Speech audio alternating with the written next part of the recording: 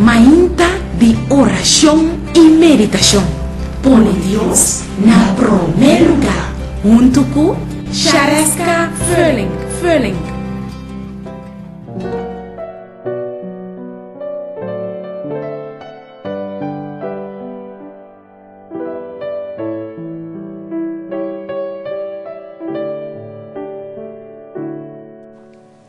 De Bijbeltekst van vandaag kunnen we vinden in het boek Efesiërs hoofdstuk 4, vers 31 en 32.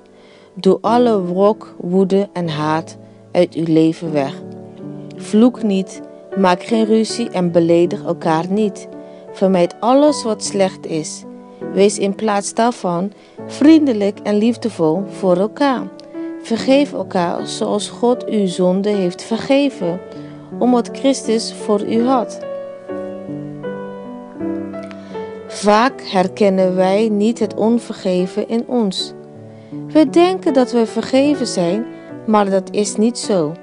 Als wij God niet vragen om onze onvergevensgezindheid aan ons te openbaren, kunnen we nooit vrij zijn van dat verlamde greep in ons leven. Een groot deel om zeker te weten dat ons leven schoon is voor God, heeft te maken met het vergeven van andere mensen. Wij kunnen nooit verder gaan met alles wat God voor ons heeft, tenzij we het doen. Laten we samen een kort gebed doen. Onze lieve Vader in de hemel, openbaar de onvergeven in ons, zodat wij vergeven bij u kunnen vragen. Alleen u kan ons daarbij helpen om alle woede af te nemen. Help ons, Vader. Dit en alles vraag ik in de lieve naam van Jezus.